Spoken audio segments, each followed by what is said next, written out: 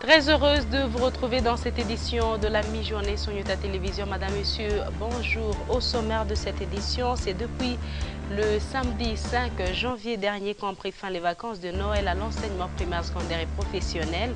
Les Bleus et Blancs ont renoué avec le chemin de l'école hier, lundi 7 janvier, sur toute l'étendue de la République démocratique du Congo. À Lubumbashi, la rentrée a été effective dans certaines écoles, alors qu'ailleurs, elle était plutôt timide. Nous ferons également un tour dans la cité frontalière de Kipushi.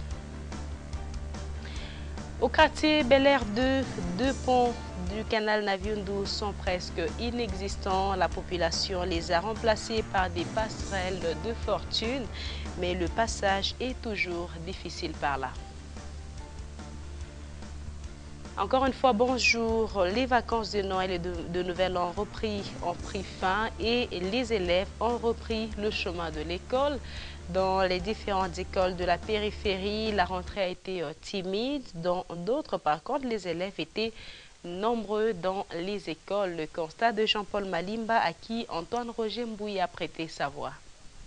Fini la détente de Noël et de Nouvel An pour les élèves de maternelle, primaire, secondaire et professionnelle. Lundi 7 janvier 2013, les Bleus-Blancs ont repris le chemin de l'école, conformément au calendrier scolaire. Certains parents ont accompagné leurs enfants à l'école et se disent heureux de voir leur progéniture reprendre les cours. Les vacances se sont très bien passées. Les enfants ont fêté la fête de bonne année de la nativité de Jésus-Christ. Aujourd'hui, c'est le 7. Ils reprennent le chemin de l'école.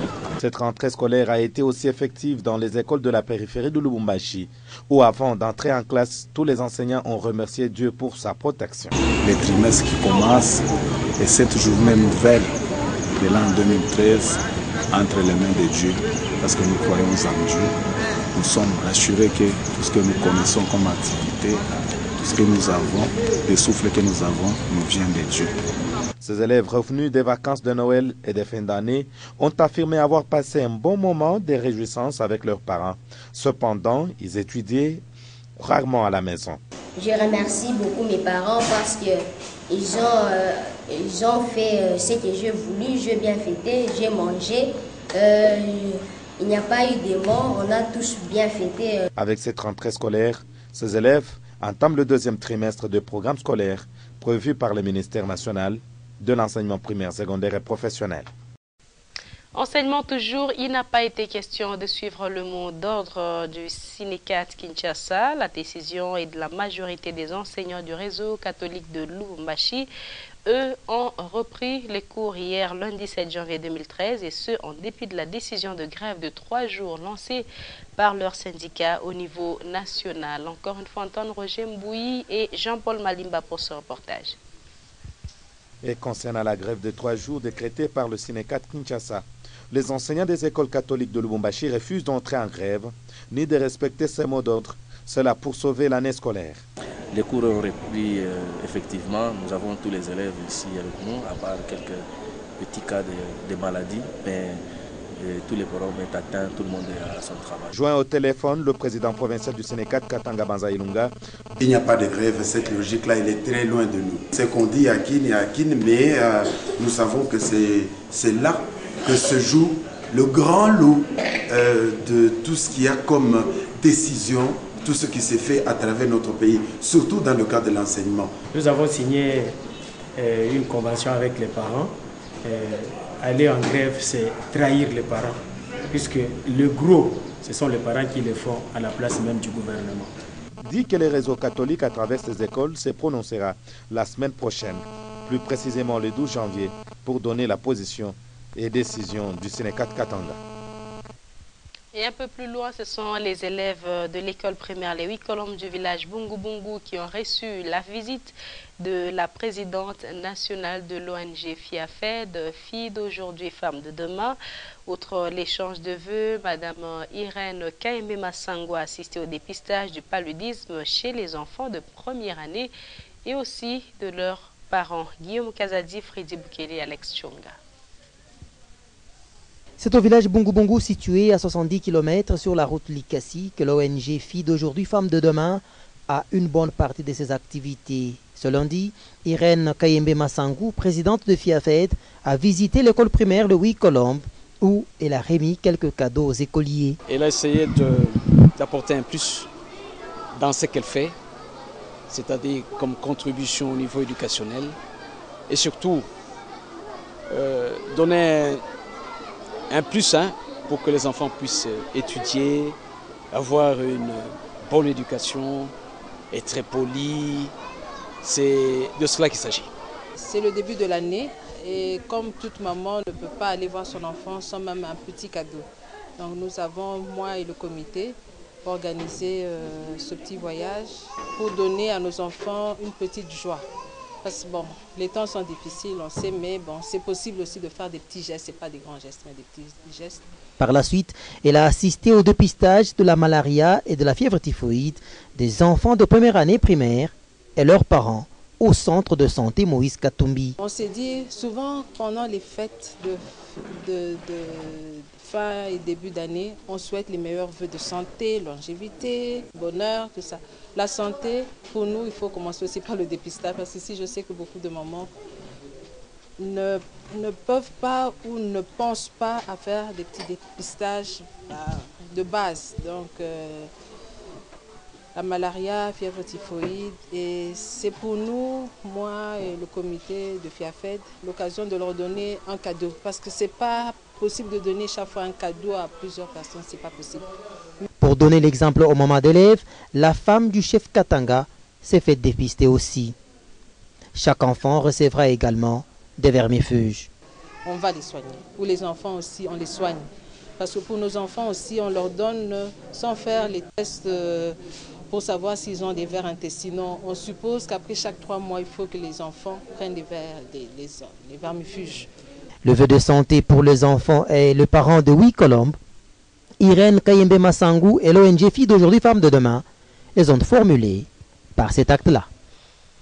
Affaire foncière, toutes les fois que l'opinion dénonce un conflit foncier, tout le monde met souvent mal les services de cadastre. Malheureusement, quelques intellectuels ne savent pas situer à quel service de cadastre des titres immobiliers leur dossier est confronté, va nous dire Maurice Mazel. Suivez. 2007, dans le souci de rapprocher l'administration des administrés, les responsables des affaires foncières en République démocratique du Congo élèvent les services des affaires foncières des districts au rang de division. De ce fait, au Katanga, Tanganyika, Olomami, Lualaba et Haut-Katanga deviennent des divisions des titres immobiliers. Dans le même courant, Kasumbalesa et Fungurume s'ajoutent aussi. À ce moment-là, naîtront alors Cadastre Plateau, Est et Ouest à Lubumbashi.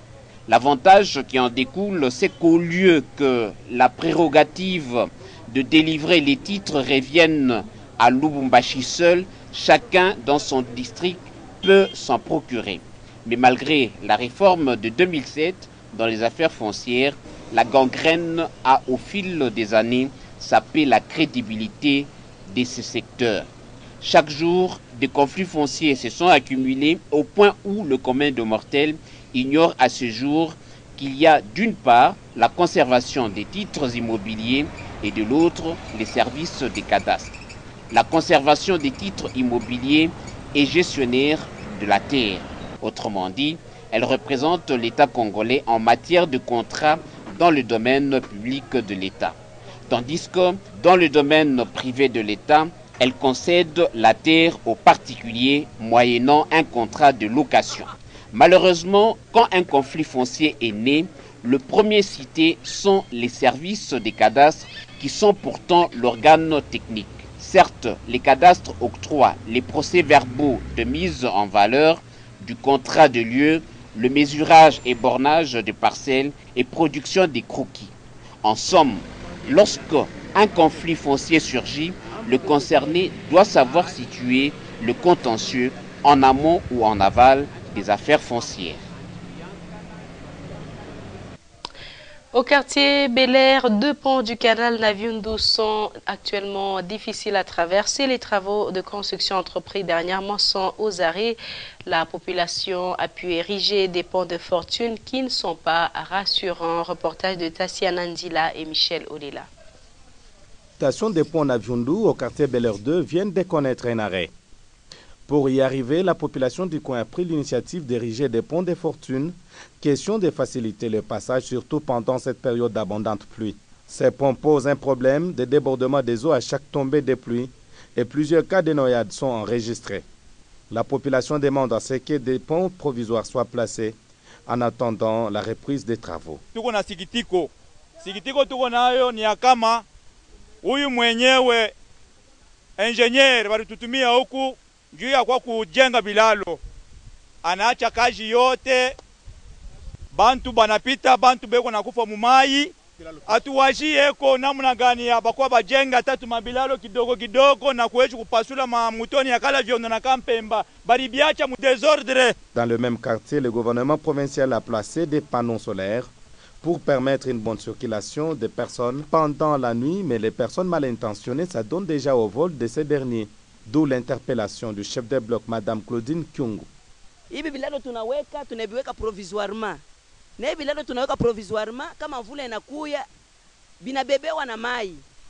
Wakati watu wataanza kuya sema bapite bende, anaenda kanyanga fashi mubaya mai na mbeba inenda nayo. Tunajika prepare 6 personnes mujuma moyo. Tunaomba kwa bakubwa ba inchi ba autorité bakwa bangarie ko hii situation inapita huko kwetu kukampemba, kukala vyondo. Les ponts Naviundu servent de passage à beaucoup de familles. Avec la reprise des cours, il y a risque que les écoliers éprouvent d'énormes difficultés pour arriver à temps à l'école. Et on va terminer avec ces images de M. Jean-Claude qui aurait rendu l'âme hier alors qu'il faisait ses courses au centre commercial de Lubumbashi. Sur lui, aucune pièce d'identité n'a été retrouvée. Et c'est la mairie de Lubumbashi qui a ordonné la levée du corps vers la morgue de l'hôpital Jason Sendwe. Ce sera la fin de cette édition du journal. Voici le rappel des titres avant de nous quitter. C'est depuis le samedi 5 janvier dernier qu'ont pris fin les vacances de Noël à l'enseignement primaire, secondaire et professionnel. Les Bleus et Blancs renouent avec le chemin de l'école hier, lundi 7 janvier, sur toute l'étendue de la République démocratique du Congo. Et ici à Lubumbashi, cette rentrée a été effective dans certaines écoles, alors qu'ailleurs, elle était plutôt timide. Nous avons fait également un tour dans la cité frontalière de Kipushi. Au quartier Bel Air 2, 2 ponts du canal Naviundu sont presque inexistants. La population les a remplacés par des passerelles de fortune, mais le passage est toujours difficile par là. Et ce sera la fin complète de cette session d'information. Merci de votre attention. Prochain rendez-vous avec les informations tout à l'heure. À 17h30, un bulletin d'information qui vous sera présenté par Ejichala, que vous retrouverez également à 19h. Moi, je serai avec vous demain à partir de 9h. Très bonne suite de nos programmes. Au revoir.